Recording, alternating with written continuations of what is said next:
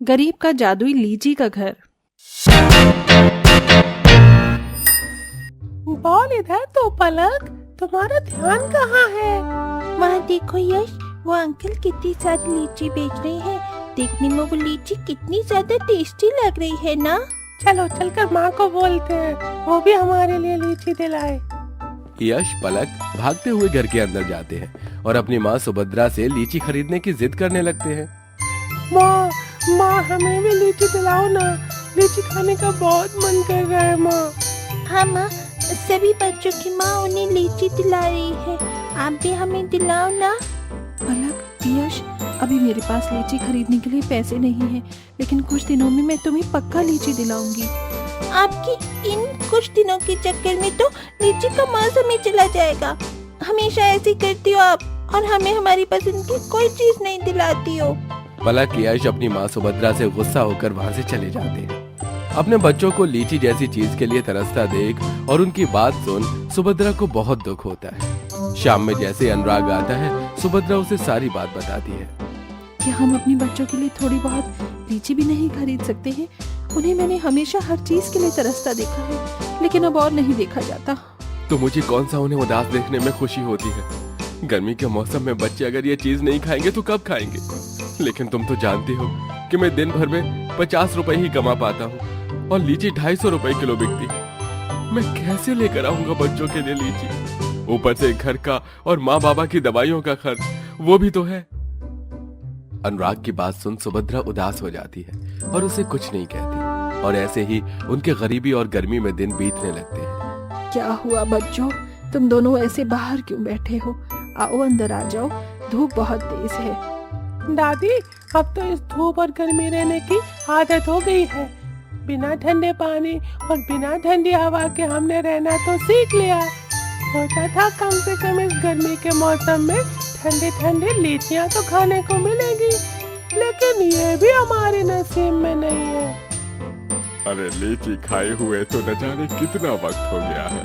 मुझे तो लगता नहीं कि हम जिंदगी में कभी लीची भी खा पाएंगे। अपने दोनों बच्चों और सास ससुर की बात सुन सुभद्रा को काफी ज्यादा बुरा लगता है, लेकिन अब सुभद्रा भी अनुराग के साथ मिलकर मेहनत मजदूरी करने लगती है ताकि वो पैसे जमा करके अपने परिवार वालों को लीची खिला सके। ऐसे ही कुछ दिन गुजर जाते हैं, लेकिन एक दिन, अरे आप लोग ऐसा कैसे कर सकते हैं? अगर आप लोग हमारा घर तोड़ देंगे तो हम लोग कहाँ जाएंगे? देखिए, आप लोगों के घर इल्लीगल जमीन पर बने हुए हैं, इसलिए सरकार इन घरों को तोड़वा रही है। नहीं, हम आपको अपना घर नहीं तोड़ने देंगे। देखिए, अगर आप लोग प्यार से नहीं माने तो हमें आप लोगों के साथ जबरदस्ती करनी होगी। इलीगल जगह पर घर बने होने की वजह से अनुराग और उसके जैसे कई गरीब परिवार वालों का घर तोड़ दिया जाता है। सभी लोग कहीं न कहीं अपना बोरिया बिस्तर लेकर चले जाते हैं, लेकिन इस पूरे परिवार को किसी का भी ठिकाना नहीं होता, जिसके चलते ये लोग एक जंगल में जाकर बड़े से पेड़ की छाया के नीचे तिरपाल लगाकर उसी में ही अपना जीवन गुजारा करने लगते हैं। माँ देखो ना, गर्मी की वजह से और पलक को कितनी सारी घमौरी हो गई है। ना जाने कब तक हमें इस कड़ी धूप में तिरपाल में ही रहना होगा। अरे ऐसी जिंदगी जीने से अच्छा है कि हम लोग जहर पी कर मर जाएं। लेकिन किस्मत इतनी खराब है कि हमारे पास तो जहर पीने तक के भी पैसे नहीं है। गर्मी में तिरपाल में रहने पर सबकी हालत खराब हो चुकी थी, लेकिन मजबूरन सबको गर्मी में वहीं रहना पड़ रहा था। तभी एक दिन अचानक सुभद्रा को लीची की खुशबू आने लगती है। जंगल में लीची की खुशबू कहाँ से आ रही है? यहाँ आसपास तो कहीं लीची का पेड़ भी नहीं है। हाँ, खुशबू तो मुझे भी आ रही है। एक काम करते हैं, इस खुशबू का पीछा करते हैं। सुभद्रा अनुराग लीचियों की खुशबू का पीछा करते हुए जंगल के बीचों बीच पहुंच जाते हैं। तभी उन्हें अचानक ढेर सारी लीचियों से भरे पेड़ दिखाई देते हैं, जिसे देख दोनों पति पत्नी बहुत खुश होते हैं। इतनी सारी लीचियाँ, माँ जी, पिताजी और बच्चे लीची खाने के लिए अब नहीं तरसेंगे। चलो यहीं से थोड़ी बहुत लीचियाँ तोड़कर ले चलते हैं।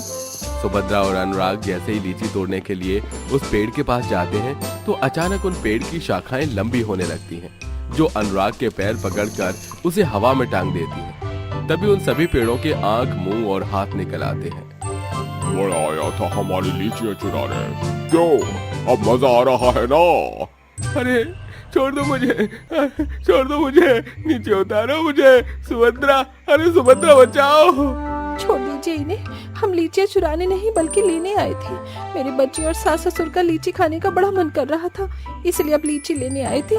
भगवान के लिए छोड़ दीजिए इन्हें। सुभद्रा की बात वो पेड़ अनुराग को छोड़ देते हैं।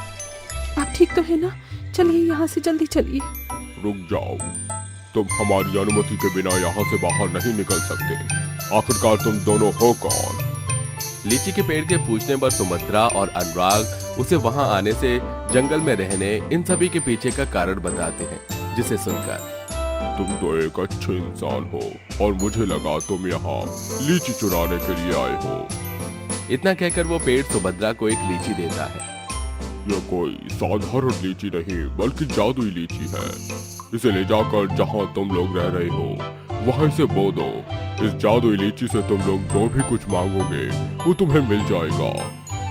उस पेड़ की बात सुन सुभद्रा और अनुराग काफी खुश होते हैं, जिसके बाद वो घर आकर सभी को सारी बात बताते हैं और उस लीची को अब जमीन में बो देते हैं। अगले दिन जैसे ही वो सभी लोग उठते हैं तो देखते हैं कि उनके तिरपाल के बाहर ढेर सारे लीची के पौधे आ गए हैं।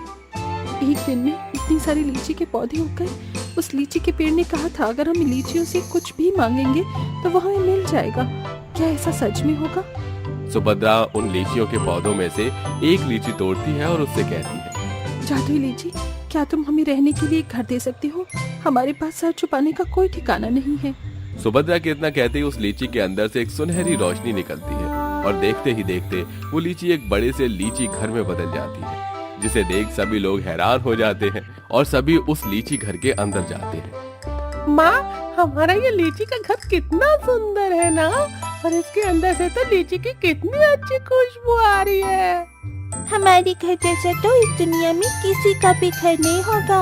हमारा घर तो सबसे अनोखा घर है। अपना लीची घर पाकर वो सभी लोग बहुत ज्यादा खुश थे, जिसके बाद वो सभी लीचियों के पौधे से ढेर सारी लीचियां तोड़कर कहते हैं, जादुई लीची होने की वजह से अगर वो पौधे में से एक लीची तोड़ते तो वहाँ पर 2 लीची उग जाती और ऐसे उनके कुछ दिन गुजर जाते हैं। अरे बाप रे बाप, कितनी गर्मी है। अरे घर के अंदर रहकर भी ऐसा लगता है मानो सीधा धूप के नीचे सो रहे हैं। और नहीं तो क्या, इस गर्मी में तो ये मटके का पानी भी खौल जाता है।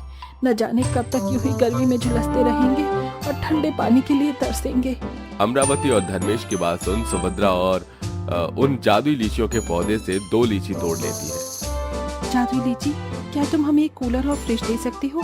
हमें इसकी इतनी गर्मी में बहुत जरूरत है।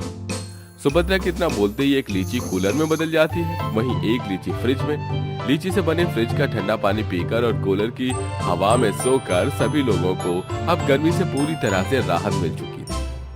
क्या हुआ जी, आप काफी परेशान लग रहे हैं। परेशान न हूँ तो क्या करूँ, भगवान की कृपा से हमें ये जादुई लीची का घर, कूलर, फ्रिज और ये सभी सामान तो मिल गया, लेकिन इसी के सहारे तो हम अपनी पूरी जिंदगी नहीं काट सकते ना। रोज रोज 50 रुपए की कमाई करके मैं थक चुका हूँ।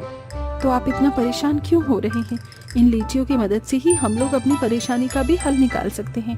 गर्मी का मौसम है और सबको जूस पीना तो बहुत पसंद है, तो हम लोग लीची का जूस बनाकर बेचेंगे। साथ ही साथ लीची की चॉकलेट और भी कई तरह की चीज बनाकर बेचेंगे। सुभद्रा का आइडिया सुनकर अनुराग को भी काफी पसंद आता है, जिसके बाद अब अनुराग और सुभद्रा मिलकर उन जादुई लीची से जूस और भी कई तरह की चीज बनाकर उन्हें बेचते हैं। जादुई होने की वजह से वो लोगों को काफी ज्यादा पसंद आती है, जिससे दिन पर दिन अब उनकी कमाई बढ़ने लगती है। इन जादुई लीचियों की मदद से हमने अपनी किस्मत बदली और हमें अच्छी जिंदगी जी रहे हैं, इसलिए अब हम उनकी मदद से गरीब लोगों की भी मदद करेंगे। सही कहा तुमने, ताकि वो लोग भी हमारी तरह इस गरीबी और गर्मी से छुटकारा पा सके। अनुराग सुभद्रा उन जादुई लीचियों को ले जाकर गरीब और जरूरतमंद लोगों को देती है, जिससे अब उन लोगों की भी जिंदगी बदल जाती है। इसी के साथ अब वो एक अच्छी जिंदगी जीते हैं।